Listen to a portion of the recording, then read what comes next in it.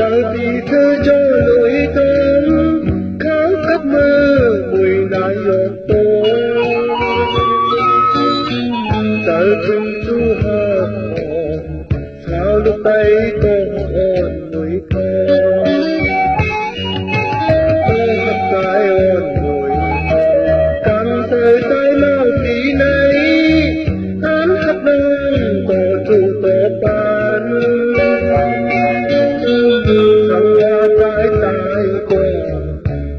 Hãy mà có tuổi thơ và đi lên con cứ nắm tay nhau nhìn mơ đến đến là một bàn sao tuổi hạnh hào tay lê vào cùng dịp cả tận cờ mà thầy ôn mơ đêm tinh đêm thường mơ con hãy lùng mơ đừng tung mong thương mơ đi môn trời kinh khứ này lòng nhà bị lượm áo con trái ôn người dù hàng cây than nữ có vẫn khát thương màu tay ôn phi đời trên có hát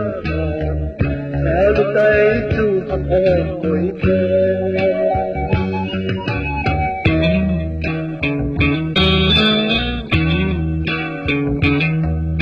dù ý ở tuổi thơ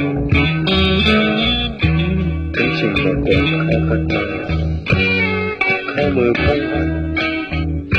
nó hẳn thật cần tức cày cày cắm này bọc này thương ăn khi nông lại hẳn cần nó đi trồng gạt mà nông đó hẳn đi hấp nông là nói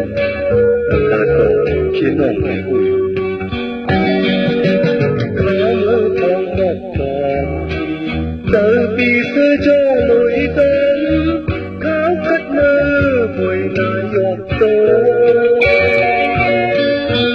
đời thương có hợp hồn sao lúc tay chú hợp hồn tuổi thơ con tay ôn người càng thời trái mau phí này án thật non tổ chủ tổ bàn thành là trái tay tua sát đi mà có yêu tuổi thơ và đi lên bốn khá lời mình tay nhìn mơ thơ đến lên là dần bàn thờ tuổi hạnh hào tay lê màu chung dịp mưa cả bần cờ hãy ôm mơ mong tung mong chừng mơ con hãy lùng mơ mong tung mong chừng mơ đi môn trời kinh khứ này lòng nhà bị lượm áo con trái ôn người dù hàng tay than nữ có vẫn khát thương màu tay ôn phi đời thương có hát hồn sao lúc tay chú học hồn người thơ đời thương có hát hồn